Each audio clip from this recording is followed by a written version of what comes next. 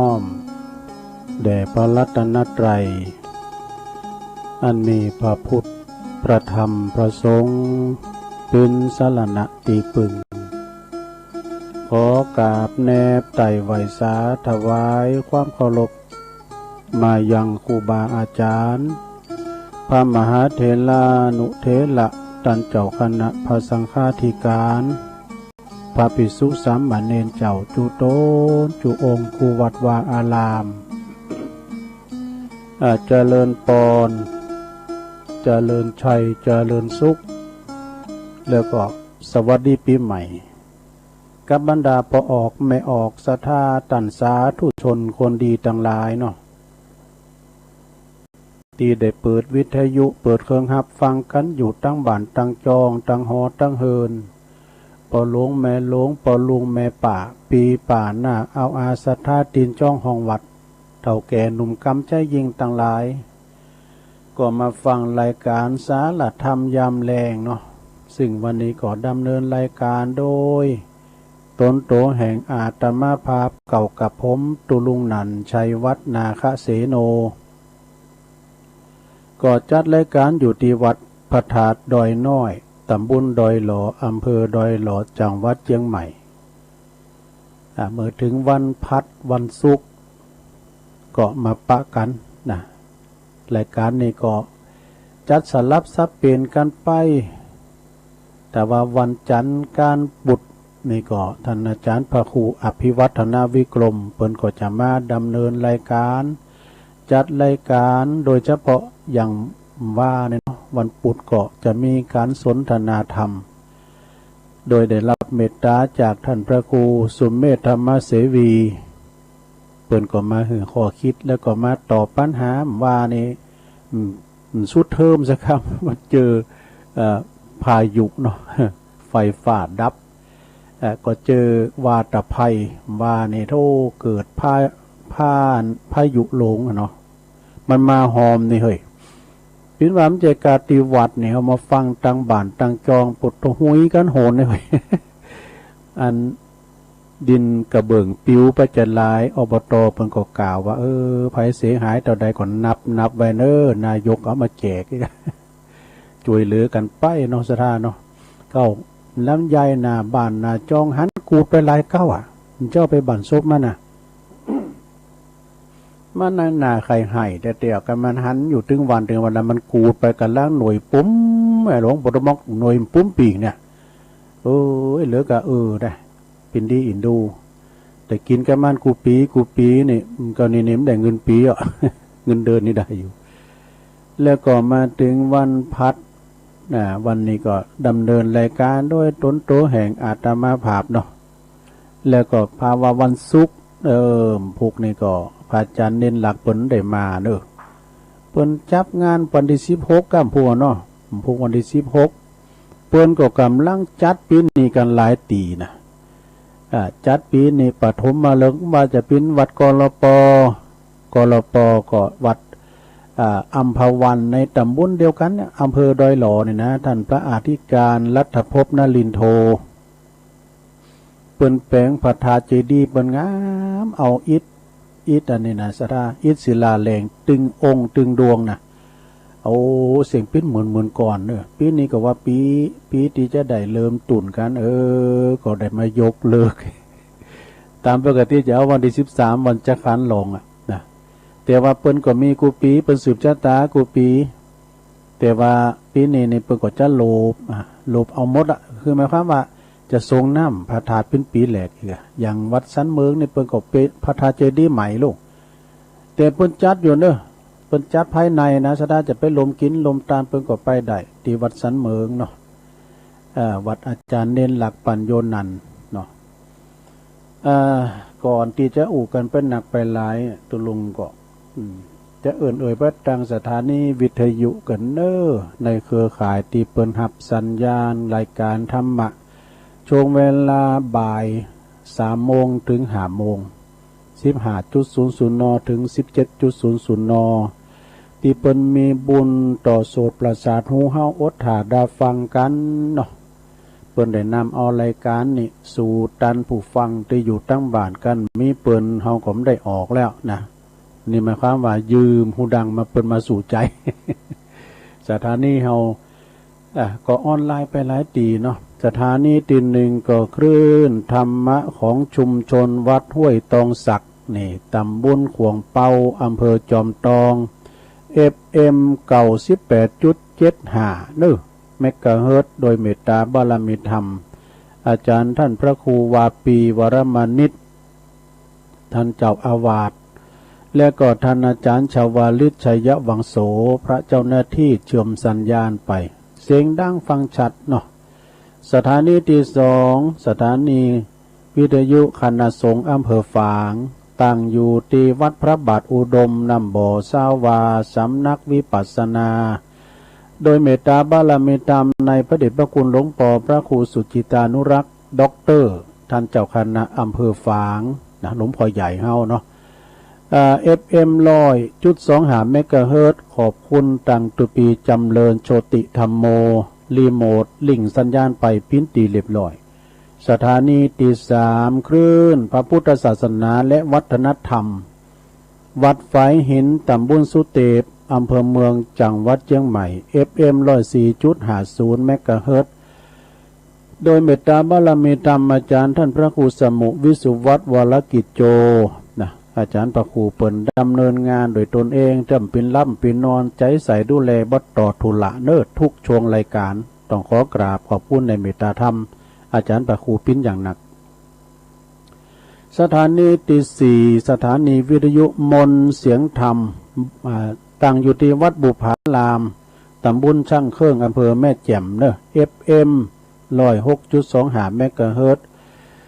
อำเภอแม่แจ่มจังหวัดเชียงใหม่โดยเมตตาบารมีธรรมหลวงพ่อพระครูมงคลวิสิทธิ์หลวงพ่อใหญ่เฮาเนาะเจ้าคณะอำเภอแม่แจ่มนะแล้วก็ขอกราบขอบคุณท่านพระปลัด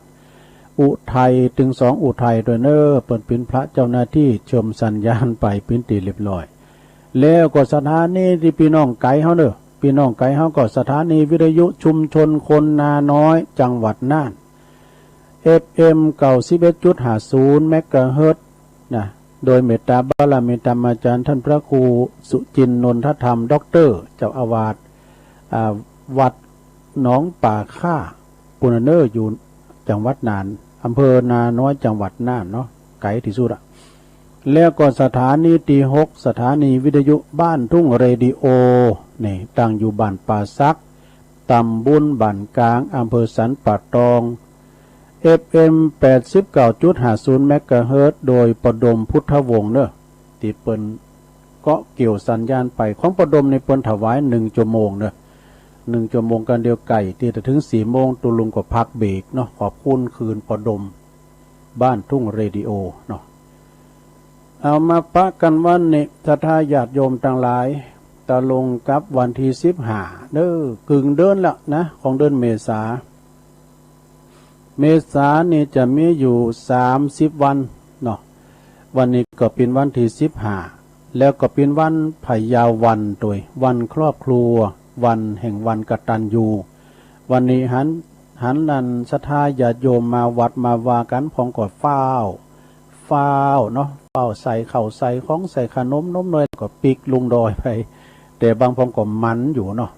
โอ้เพิ่นก็มาทำบุญกันหลายอยู่พอสมควรศรัทธาญาติโยมทั้งหลายปีไหนก็มีเตือหนึ่งนี่นะเนาะพองก็มาต้านจอต้านตุงใส่สุดสูตรศาสตร์กันมาใส่ดอกลายดอกแดงใส่สุดกันมาอย่าเนาะปลาลูกปลาล้านห้อมผอมหันไผเปิดหน้าเปิดตาสักคุณไผยิ้มใส่เฮาห่มยิ้มใส่เฮาหัวนะมันเพราะว่ามันโสมหน้ากากใส่กันน่ะ แต่ว่าห้อมสวมหน้ากากนี่นะสดาจะโยมกันเข้าไปในร้านในห้างนี่นะเปิ้นมือเข่าน่ะเราต้องใส่แมสนี้ใส่หน้ากากให้ในลงเด้อเพราะฉะนั้นญาติโยมทั้งหลายวันนี้เป็นวันที่15เดือนเมษาพุทธศักราช2564พรำว่าเป็นวันไผ่ยาวันตุลุงก็มาเขาดำเนินรายการในรายการสารธรรมยามแลงในวันนี้กันต่อไปเนาะ อ้าววันนี้ก็ต้องขออนุโมทนาสายบุญสายกุศลกับศรัทธาญาติโยมทั้งหลายโดยเฉพาะพี่น้องไตวันนี้พี่น้องไตมาทำบุญกันหลายเพิ่นมาขวายก็มีนะศรัทธามาทรงเจ้าก็มีกันพี่น้องไตมานี่เพิ่นมาถึงจุงลูกจุงหลานมาหมดเพิ่นกินแต่ตานแต่ประวัติกินต้านอย่างมารต้านอย่างกินอย่างมารต้านอย่างไตเพิ่นกินแต่ตานแต่เอาลูกจุงหลานมาอันนี้ก็จะมอบอันพุทธนวรักษ์มงคลเก่าอย่างกันเด้อสดาเด้อมงคลเก่าอย่างนี่แต่มียังพองนี่นะก็เดี๋ยวจะเอาเข้าห้ามมาสักหน่อยนะเพราะว่าวันนี้มันจะพักเบรกกลางพักครึ่งสนาม มงคลเก่าอย่างในเมยังหนึ่งขอหืดตันต่างลายสุขกเกษมเปรมปรีนี่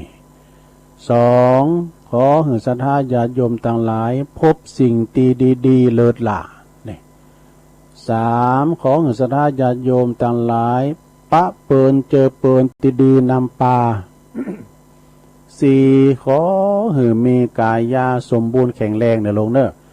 มีสุขภาพพลานามัยสมบูรณ์แข็งแรงหน้าแดงแสงเหอกินข้าวลำกินน้ำลงนะกินข้าวหลายมัมกินหนักเนาะแล้วก็หาเงินขอให้มีเงินเพิ่มพูนดอกผลเนี่ยเงินถ้าเพิ่มพูนได้เฮาต้องหิมาต้องหามจะว่าอยู่ได้เนี่ยมันเงินแต่มาลอยใส่มาเฮายงขมใจนะต้องทำการทำงานว่ามีเงินก็งานมาก็มีเงินมีงานน้อยเนี่ยตุลุงหลวงพ่อบุญตันเป็นว่านะเป็นว่างานน้อยคอยอย่างเงี้ยเป็นว่าหันกำนะจับอุท่อลืมไปแล้วเนี่ยคอยนานงานน้อยคอยบ่อยงานหมดมีเงินหน้าสดเงินหมดหน้าเศร้าไม่ว่าทุเจ้าหรือโยม กันมันมีสตางค์นี่หนามอนซอกตอกอะไรยังไผขมเจิมฟังกันมีเงินน้อยหน่อยนะอย่างกำขวัญวันนั้นว่าเฮ้ย คนโง่ถ้ามีเงินก็ฉลาดทำอะไรก็ฉลาดแต่ถ้าคนไม่มีเงินนะถึงว่าไม่โง่ก็ไม่ฉลาดด้วยนะ จะฮือนะลืมไปแล้ว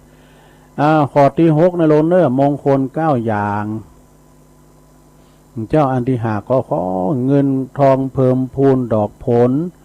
ข้อที่6ก็ขอมีจิตใจมันคงสดใสนะจิตใจนี่ของมันคงเนอ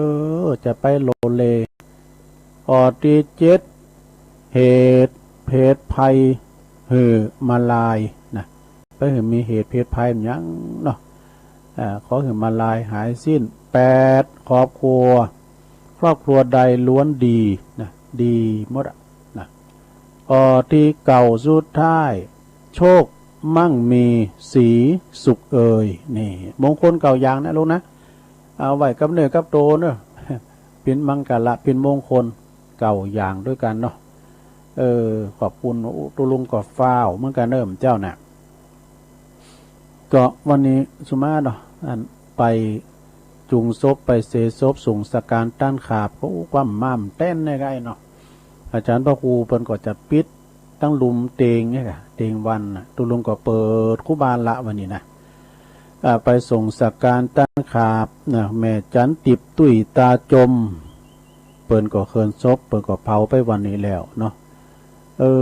อันนี้ก็จาติจาลาพยาธิมรณะเกิดแก่เจ็บตายมันจะว่ามีกษัตริย์ญาติโยมตูเจ้าพันนายก็ต้องละสังขารอมกรรมเนาะอันนี้ก็ขอน้อมถวายความไหวอาลัยขอถวายความอาลัยพระครูวรวัฒน์ไพบูลย์เนี่ยหรือว่าครูบาไพบูลย์กตปุญโญซึ่งเป็นอายุได้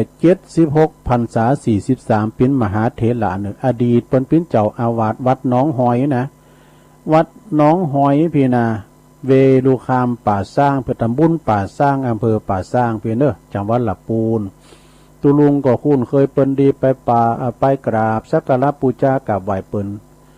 ตุลุงก็หูจักแต่เมื่อตุลุงโบสถ์ใหม่โบสถ์เปิ้นเขียนตัวหนังสืองามเนอะตัวหนังสือบรรจงเขียนตัวหนังสืองาม แล้วก็เปิ้นว่าปิดตำนานกาลาตาเดียว อันนี้นะครูบาไพบูลย์ครูบาบุญเนอะก็ขอแสดงความอาลัยแล้วก็เสียใจกับศรัทธาตัวเนอะมันเป็นธรรมดาเนาะการเกิดแก่เจ็บตายว่ามซื่อนี่ก็เหมือนกันเนอะลุงน้อมลียองนะหรือว่าเฮาห้องเปิ้นว่าไอ้น้อมไอ้ถนอมลียองนี่เปิ้นเป็นนักการพันโรงเนอะโรงเรียนโทกน้ำกัด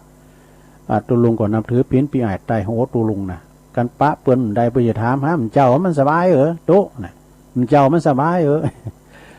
อันนี้เท่าความว่ามันก่อนนี่เปิ้นเป็นทหารเก่าโลเป็นทหารแล้วก็เปิ้นฮู้จักเป็นเซี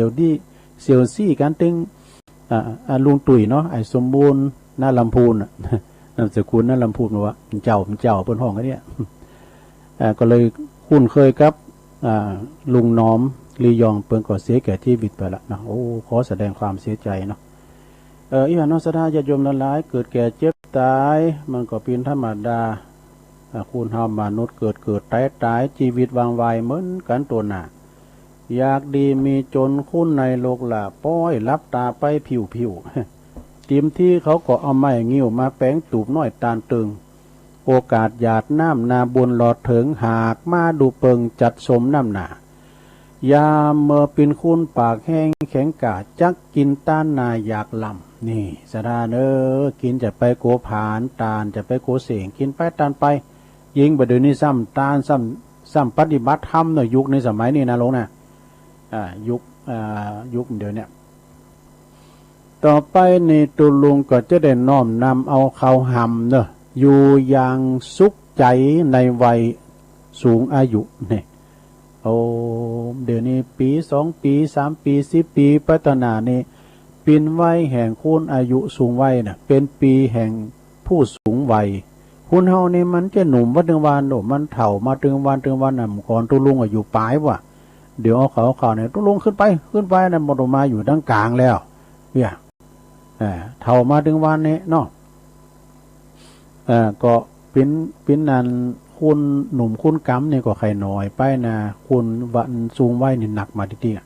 แต่จะอยู่อย่างได้ที่คุณสูงวัยที่มีพละกำลังเฮาก็ออกกำลังศรัทธาญาติโยมเนาะตุลุงก็ออกเตี้ยวสำเตยก็ออกเตี้ยวเตี้ยวลุงดอยขึ้นดอยขาอย่าตะบะเหมือนกันก็อดเอาเนาะอดเอาเป็นคำเขาหำของปะครูอำนวยกับลำพัดเปิ้นก็เขียนมาว่าอยู่อย่างสุขใจในวัยสูงอายุยอหัตถาวันตากราบนบตันตีเขาลบเมื่อปบปะกัน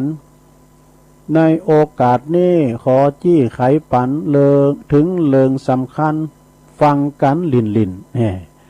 ฟังไปคิดไปอย่าได้ตื่นเต้นแป้งใจเย็นเอาไว้ฟังกันเบาเลิกเอาไปใจบางอย่างใจใดเลยนาตามหัวเรื่องนั้นบ่มีปัญหาทำฉันได้จะจักหาสุขใดนี่เมื่อสูงไว้มา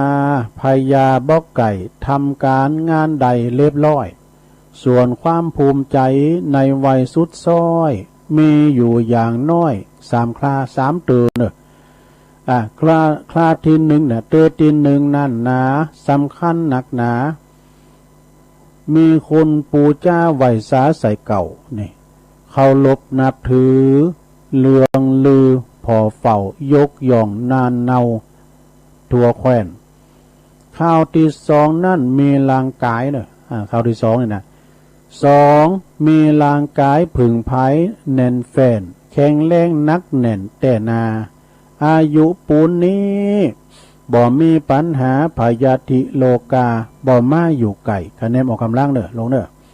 อยู่กับครอบครัวช่วยตัวเองใดทำการงานใดบ่ค้านข้อ3ซ้ำดีบ่มีสต้านช่วยเหลือเปินบ้านทุกทีช่วยสังคมไว้บ่ได้ถอยหนีทำประโยชน์ดีไมตรีตัวบ้าน3 ข้อ3 คราตีจาเหล่าต่านเป็นความสำราญยิ่งหนักของผู้สูงวัยภูมิใจคือคักเหลือจักกล่าวอ่างพรรณนา ถ้าเฮาลองนึกเจาะลึกแต่หนาทำฉันได้จาจักหาตั้งใดเลิงความภูมิใจตึงไกและไก่ของผู้สูงวัยอย่างนั้นแนวต่างนานาขอจาเป็นจั่นมันมีปิ้นขันอุดมหนึ่งวางตัวไว้หือได้เหมาะสมอยู่ในสังคมอย่าจมโคดใหม่เนี่ยไปจมนะลงเนี่ยไปสามอย่าจมโคดใหม่มีเหตุมีผลจวยคนไก่อูจากำใดมนหนักเนี่ยอูมนชาวานะลงเนี่ยไปสามไปจมนะพิยาวาจา เยือกเย็นสุขุมควบคุมจี้จั่นวางลักถูกต้องเลยละเลยนาส่วนข้อสองนี้เป็นตีปรึกษากิจการนาผ่านมาจำใดนี่มีประสบการณ์ทำงานไก่จวยเหลือเขาไปบ่ละพอก้อยลูกหลานประสานสปะบ่สวะปล่อยหือกังวลนี่พอลูกหลานเนอะดูแลเขาใดอย่าใดสับสนใจความอดทนจวยคนรอบค่ะนี่ข้อสามนั่นนะขอจากล่าวอ่างจวยเหลือถูกต่างจวยเหลือถูกต่างบ่ข้านทำประโยชน์ตัวครอบครัวบ่ก้านจวยเหลือเจ้าบ้านทำไป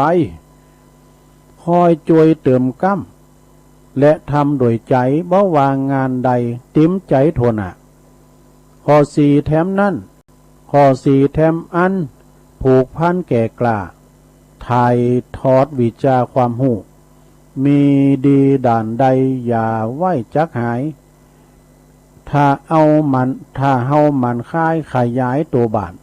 ไว้หายคายไว้อยู่เนื้อสถาเนี่ยมีความหูอย่างไงนะแป้งสวยก็ดีแป้งอย่างก็ดีแป้งสัตว์ตรงแป้งเต้าทั้งสี่เนี่ยสอนลูกสอนหลานเนอะไว้หายคายไว้อยู่ขยายตัวบานจักได้กว้างขวางหลายตั้งหลายด่านเผยแผ่ผลงานฝากไว้ข้อสี่นั่นนะถ้าตันแต่ไส้ถ้าตันทำได้รับรองนี่ในชีวิตนี้บ่มีหม่นมองทุกฝ่ายทุกฝ่ายปล้องดองยกย่องอวดอ้างลูกหลานนับถือเลืองลือรอบข้างจวยเหลือถูกต่างจวยเหลือถูกต่างพลัมพร้อมจะไปต่างใดคนไหวนอบน้อมคอยแหนแห่อ้อมอาทรตามตีบอกไว้บ่ใจว่าสอนเป็นเลิงแน่นอนลองก่อนดูได้นี่ลองมาแล้วแล้วจะหู้ผลคนฟังเนิดไต่หู้ซึกอย่างใดกันเล่าจะอยู่มนงันตึงวันคำเจ้าอยู่อย่างคุ้นเถ่าสบายนี่ก่อนบรรยายขยายเตานี่เราสู่กันฟังก่อนและนายเฮยอันนี้ปิ้นพี่เนอะปิ้นอันพี่น้องอำเภอสันกำแพงดูสิริพงษ์วงชัยนี่เขียนส่งเข้าปรากฏตัวลุงก็ปลืมนะน้องอันนี้ก็เอามาเราสู่จู้กันฟังนะลงเนอนะฟังกันไปปิ้นข่าวห้ำกำคือก็ดีนะอันใดอันหนึ่งที่มันเอามาขยายได้เฮาจางอันใดเย็บปักร้อยก็ดีแป้งสาลุยก็ดีแป้งกุยกับกุยนี่นะมันได้หลายอย่างเนื้อสถานเนื้อกุยอยู่เขานี่นะหนึ่งเปิ้นอันบัดเต็กกลุ่มห้องเนี่ยผลประโยชน์มาหลายนะเต็ดโหดเต็ดหางแล้วก็เปิ้นเอาคอซับของเปิ้นเอาตะก่ายก่อนนั้นพี่ตายปอเยกันเวลาไถแล้วบ่ตึกแล้วบ่อยกับเปิ้นจะเอาอันแบกไปอันนี้เอาก่อนนึกว่าเปิ้นเอาใบยื้อเอาไปซับเอาคอซับแล้วก็ลากมันเปียงเลนแลดและเปียงอย่างหนากองใจเนอะมันนักอย่าหมายความว่าเปิ้นนักหวานกายนะเปิ้นตึกแล้วก็เปิ้นเอาอันนี้ซับลากไปกำกดตัวกันมันมาเนี่ยมันปิ้นมันหงดอนปูนกาดตอนที่เขาก่อนน้ำใส่ตะกากว่านานแผ่วอันนี้มันจาเว้ยอันนี้ก็ภูมิปัญญาเหมือนกันนะเหมือนตุ ตูไปตูก่อนนะเปิ้นเป็นตูเจ้าเก่าอยู่นี่เนาะหือเนนเนาะเนนเป็นเนนดอยเนาะเนนไปตัดอันต้นกล้วยมาแปลงต้นพระป่าสักกรรมเนาะเอาต้นมอด้วยนะเนนก็กำผ้าไปตั้งยางตัดเก้าตัดปลายโจนบะเอาเดี๋ยวว่ามันจะมาเอาต้นมันใบมันไปตัดอยู่น่ะปลายมันตัดพวกนี้เหลือก็เก้าอันนี้ก็ใบซื้อลักซื้อเหมือนกันเด้อมีหลายอย่างนะสำหรับเกากล้วยเนี่ยกาบกล้วยนี่เพราะว่าแป้งสัตว์ตรงถามปู่ลามหรอกปู่ลามนี่มันเก่งพอนะถ้ามันฮักตบฮักแตบกระเดียวเอาไม้เสียบหันสินี่ปิ้นสัตว์ตรงแล้วเอาแป้งสัตว์ตรงก็ได้เนี่ยกล้วยนี่นะกล้วยโยเนี่ยกาบกล้วยเนี่ยแล้วก็เปิ้นยังเอามาแปลงเต้าตังสีอ่ะดูเนี่ยอันนี้ฝีมือปอจานของเราเนี่ยนะมันตัดปิ้นกล่อมเนี่ยแล้วเอาไม้เสียบหันเสียบนี่ แล้วก็เอาปิ้นโต๊ะตั้งแล้วก็เอาปิ้นอันขันมันอ่ะแล้วก็เอาไปตั้งมันขึ้นเป็นเต้าตังสียำแล้วเนี่ยมันได้หลายอย่างเนื้อสะทานเนื้อเกากล้วยนี่นะเอาแกงก็ได้เอาแกงกล้วยใส่โยก็เหมาะนะใส่สินรอดนิดหน่อยกันมีการมันแต่ก็คืนฝืดไว้นี่กันมีอันปกลุกปังลักหน่อยยังแขวนหน่อยคืนหมอไว้นี่แล้วก็เปิ้นก็เอากาบมันนะกาบมันนี่มันใจหลายอย่างซะนะเวลาเปิ้นแปลงลาดเจ้าวัดเปิ้นจะเอาไปปกหันเฮ้ยเอากาบไปปกเตียนเปิ้นสารลาดเจ้าวัดแล้วเอาจอเขาปักแล้วหมอมันจึงเด้อเอาจอเขาปักนะจองใจมันมีเก้ากล้วยนะก่อนนี้เป็นอันน้อยเลี้ยงควายในการเข้าป่ากล้วยถึงได้หนูอย่างควายตุลุงเขาน่ะซ้อมนี่มันจะนิยาตซ้อมเก้ากล้วยประโยชน์ทั้งหมดติ้นตุงนาใกล้ปรคนเท่าเดินกว่าหาสังเยี่ยมได้ การหันปีก็ไม่ได้การหันกล้วยก็ไม่ได้ก่อนนี้มันของกินเค็มเนาะแล้วก็การมันเนี่ยก่อนในวิจัยปอกกันสุมาแต่กันลาบจีนเนี่ยนะถ้าเพิ่มพลังเอาการกล้วยแล้วมาปอกแล้วก็ซับลาบด้วยกันมันเพิ่มปริมาณเอาแป้งปืนก็ได้แป้งมากการกล้วยกับดอกกล้วยนี่ได้หลายอย่างได้กันเนาะจ้ะเกาโยกล้วยซอยหือหมูก้านี่ได้ซับปะแล้วก็เอาแป้งตุ่นผ่าปาก เอาเก่งก็ได้อดโต้ใบมันซ้ำสารพัดกะเอาหอดเมงเอาหอเมงเอาหอจีนหอยังได้หมดใบตองนี่นะเอานีตองดูดมุลีนี่โธ่แล้วก็อันใบตองกล้วยแห้งนะซะนะจะไม่ลืมแต่เนอะก่อนในตุลุงอันเปี้ยน้อยเป็นอันคุ้นบานนะเอาตองกล้วยแห้งนี่นะเอามารวมลงกับเผาแล้วก็เอามาใส่เอาเป้งด่างด่างแล้วเอาน้ำเขาถลองนะเอาถลองแล้วก็เอามาดำหัวปดโธ่แฟซ่านี่ยังเตามาเนอะปดโธ่มือลุยๆละลองมาแล้วแล้วก็อันปีมันนี่ก็ได้สักผ่า ปีกล้วยเอากับน้ำพริกปลาก้าวใส่ขนมสินก้าแต่เต้าเจียวก้าเนี่ยโอ้มันดึงสับปะแต่กะปีเอาแกงวันนี้เอาแกง12 เดือนนะเนี่ยคือปิ้นจัดมือเนี่ยมันปิ้นยังใส่พักล้าเนี่ยยังคือจูบตัวนี้ลงมุจักอ่ะแกง12 เดือนน่ะก่อนนั้นเนาะคือตัวนี้นั่นน่ะพอแกงปีนะกับนานเพื่อเราโทษกำนึงการเพิ่นได้กะนอกเรื่องไปละสดาญาโยมได้นะกล้วยนี่ถ้าว่าเปิ้นเฮาไปตั้งกำแป้งเพชรนี่อันนั้นกล้วยปิ้นตัวเงินตัวทองแต่เน้อเราลองไปซื้อของฝากกล้วยนี่นะแล้วก็เปิ้นปิ้นกล้วยที่ว่ามันเลือกนะเมืองกล้วยไข่เนาะกำแป้งเพชรก้ามซะก้ามน่ะแต่ขามก้านน่ะจะบูนหมดนะนั่นเป็นปิ้นธุรกิจนะเปิ้นปลูกกันเป็นลำเป็นสันนะเรื่องว่าถึงกอกล้วยเก้าโยกเก้ากล้วยแล้วก็หัวกล้วยเนานี่ก็ดีนะซะท่านเนอะหัวกล้วยเนาเนี่ยเวลาโง่ควายมันจุนกันควิดกันเปิ้นก็เอาไปแปดไปเปิ่นมันกันนั่นแมงวันพองแล้วหมาเนี่ยมันเป็นเฮิร์นก็เอามาลุกลุ่มมันโตมันเป็นเฮิร์นนะ3 วันมันดึงละหมดเฮิร์นอันนี้ก็ความดีของข้าวกล้วยแล้วเด็กก็เอาความดีของเป้าบอกตุลุงก็เอาหันหน่อยไหมนะแล้วก็สักกำเดียวนี้ก็จะได้ เรานิทานก็แต่ว่าเกินนะว่านิทานก็ว่าชั่วโมงที่2เนาะม้าศึกนี่ก็เดียวก่อนเอานาวาโกวาดมาวาให้หน่อยนึงอันนี้ก็เป็นขอคิดเนอะสาญาติโยมทั้งหลายขอคิดบางอย่างที่เฮาได้ประสบพบเจอมา เปิ้นก็ว่าสุขของฆราวาสหรือคฤหัสถ์มี4อย่างเนี่ยสาญาติโยมทั้งหลายอย่างเฮาจังว่าน่ะสุขมีข้าวไว้กินสุขมีแผ่นดินไว้อยู่สุขมีกูนอนนำสุขมีเงินมีคำติ้มถุงติ้มไตสุขได้อยู่เฮิรนหลังใหญ่มุงกระดาน สุขมีลูกมีหลานมานั่งแวดเฝ้าสุขของคนเฒ่าก็ฟังน้ำฟังธรรมไหนไม่หลงเขาคุณหนุ่มคุณหน่อยผมจะฟังก็แอวละเลืองๆพวกไปมาฟังเห็นได แต่เขาก็มาฟังกันไปนะหือกำลังใจกันไปนะถึงคุณคุณฟัง สุขของคฤหัสถ์4อย่างในสุข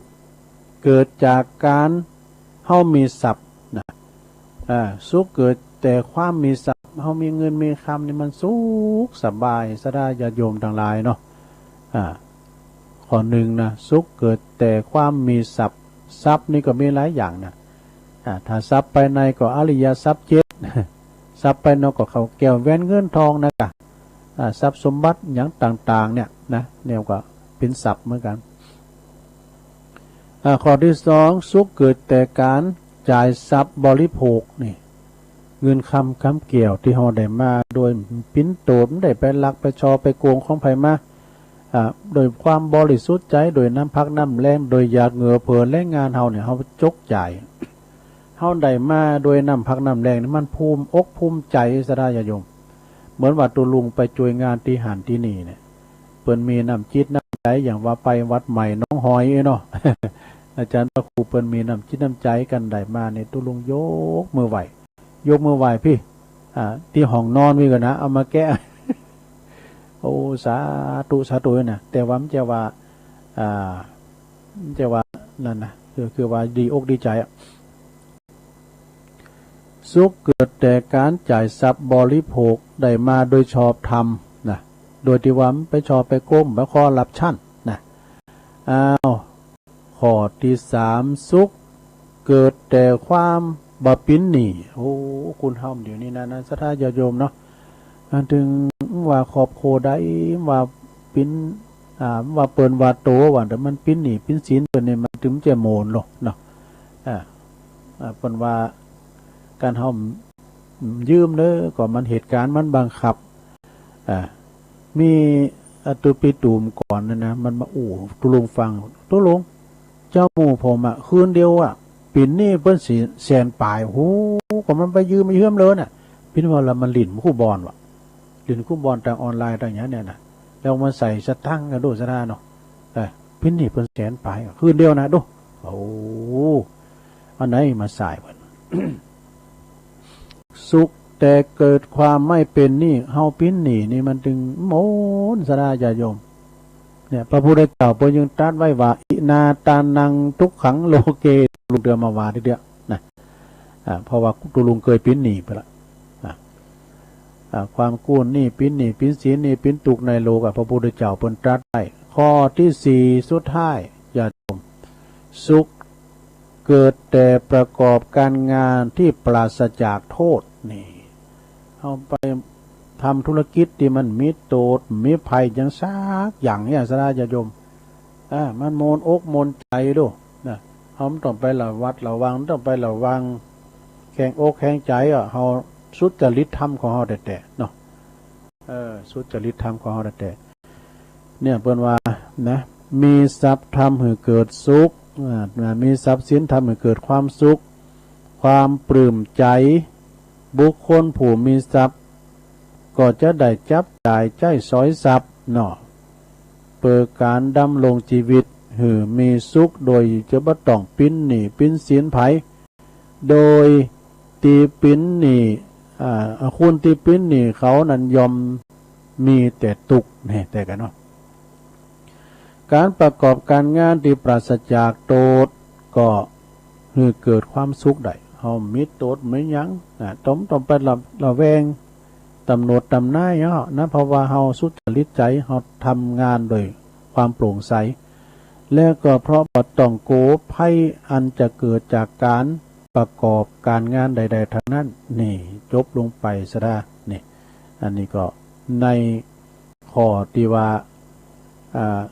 สุขของคฤหัสถ์4อย่างนะสุขอกสุขใจเน้อสดาญาติโยมทั้งหลายเอาอันนี้มาว่าทำกรรมหนึ่งเกินค่อนข้างจะยากก็คงจะจับเวลาเนาะอันนี้ก็การสั่งเตือนสั่งโตสั่งชีวิตเนี่ยเราพิจารณาได้ลงว่าพอก่อนเนาะต้องหูจักศึกษางานแล้วก็เข้าใจงานโดยเขาจะทำอย่างนี้เขาต้องหูจักแล้วก็ศึกษางานโดย3-4ไปเนี่ยไปบริหารหนุ่มอย่างสักอย่างก็ไปดีเนาะการสั่งชีวิตจะยุดนิ่งอยู่ในความบ่หูนั้นบ่ได้อย่าไปกึดว่าตนน่ะจบการศึกษามาสูงมีความหูมากเพียงพอแล้วซึ่งนั้นก็คือความเข้าใจตีผิดพลาดเนอะนะเพราะว่าสิ่งที่เฮายังบ่หูนั้นยังมีแถมมากมายที่สำคัญความหูบ่จะอยู่เพียงแค่เพียงในตำราต่ออันนะ บ่จะอยู่ในแค่ตำราต่ออันยังต้องศึกษาเห็นหูยังต่อมียังทำร้ายอย่างบยุทธ์ยั่งเนอะวิชาการทุกด่านเป็นศิลปะวิทยาคุณที่มีเคยมีคุณอุวาการมีชีวิตอยู่ในโลกต้องมีทั้งศาสตร์และก็ศิลป์ด้วยนี่จึงจะเอาโตเองหลอดวิทยาการสมัยใหม่บางอย่างนั้นก็จำเป็นที่จะต้องพยายามเปิดเห็นหูคือเต้นโลกเนอะคือทันโลกทันโลกทันสังคมทันเหตุการณ์จึงจะบ่ตกยุคเนอะหูไว้เนอะเนี่ยอย่าสถานญาติโยมแบบไม่ประมาทคุณเฒ่านะเนี่ยคุณผู้สูงวัยเนี่ยแม่หลวงเขาเนี่ยเตือนนะโอ้ลินเฟซลินไลน์เน็ตตุลุงย้ำจางประสูงมากตุลุงผอกล้ามจังก้ายเนาะอย่าไม่ฮักลักกูเราโอ้ยปินดีอินดูได้ไม่ทันได้แม่จันเลื่อนสายเป็นสูงไล่มาหือพอเนี่ยไม่หลงนะชะตาอ้อมป้อมจอดในแพะในป่าพุ่นก็พายุน่ะนี่วาตภัยมันไปตังเอาไปกูดไปกุนมันจะกุนอย่างเดียวกุนใส่จ้างดูจุนจ้างตายไป2จึกดูสดาญาโยมเนาะโอ้มันเต้นสมัยนะตุลุงอยู่บนดอยเบียโหโมดาตาติบลงเลยกำกอกพันอีดอที่วัดปากตั้งเจริญเนี่ยน่ากุฏิตุปีต้อมกูตุลุงยังหันอยู่พี่ยังหันเนี่ยนะยื้อยังหันก็เปิ้นสูงไล่มาพอ เสียดายแต่โอ้กอกนั้นพันอีดอนะปัจจุบันเนี่ยมันสุกก่อนเปิ้นน่ะลงหน่วยเจ้หน่อยหน่วยใหญ่หน่วยดกด้วยเนี่ยเจเก็บมาหือตุลุงพังก้าอย่างดังในบาลีเนอะสถานเนาะบาลีเปิ้นก็บอกว่าขึ้นจือว่าศิลปะวิทยาบ่ว่าจะประเภทใดก็อำนวยประโยชน์หือใดทั้งนั้นนะและในอันพาหิยะชาดกว่าศิลปะวิทยาใดควรศึกษาก็ควรศึกษาไว้เถอะคุณตีเข้าใจนะคุณตีเขาพอใจศิลปะวิทยานั้นยอมมีแน่นอนเนี่ยสังคมปัจจุบันนี่สถานญาติโยมถึงวันนี้เด้อเนาะเป็นสังคมที่การเห็นหูเนอการกล่าวการที่จะกล่าวไปสู่ความสำเร็จใดนั้นก็ต้องเห็นหูอยู่ตลอดเวลา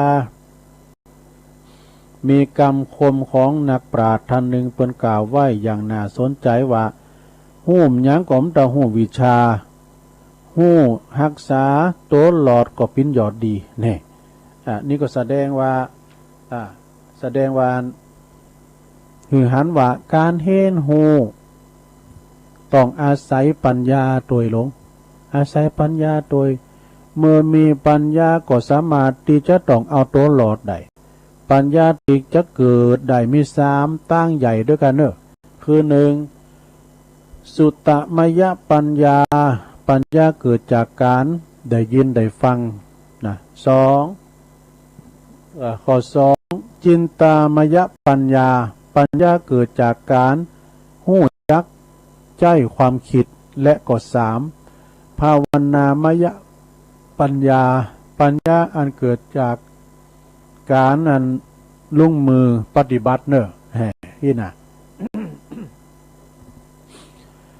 ความเต้นสมัยในโลกยุคปัจจุบันนี่นะสดาญาติโยมทั้งหลายถ้ามือคุณเฮาเนี่ยหันได้ยินได้ฟังยังค่อนข้างแต่โหลดเร็วเนอะโหลดเร็วเฮาก็สามารถที่จะต้องย่อโลกกลมๆเนี่ยให้แคบลงได้จึงเป็นโจกดีของคุณที่เกิดมาในยุคในสมัยนี้นะ ในสมัยนี้นะก็คือข้อมูลข่าวสารเพพร้อมจุนกับทางว่าคุณใดจุนกับทางคุณได้อยู่มุมมองนะได้หันมุมมองว่าโอ้สังคมอุดมปัญญาเนี่ยสังคมถึงวันเนี่ยอุดมปัญญา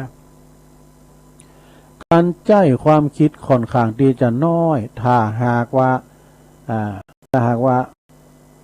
อันเป็นความคิดดีเป็นคุณประโยชน์เนี่ยนะอย่างเขาพอเริ่มเดี๋ยวนี้คุณเขาตกงานจัดหลายยังก็เทคโนโลยีมันนอสดาเนาะ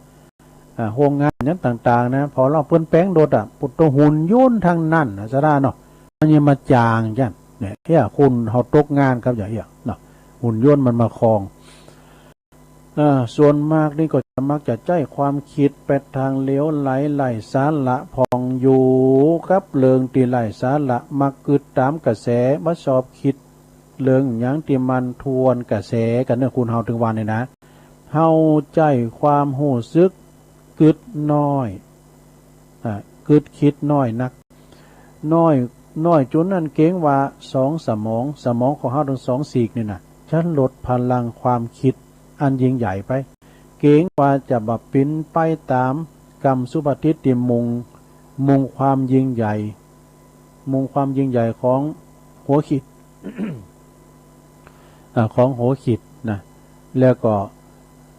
หัวขิดของหัวขิดอยู่ที่หัวขิดคุณมีฤทธิ์เพราะหัวขิดสำคัญนี่การลงมือปฏิบัติทุกคนก็อยากที่จะได้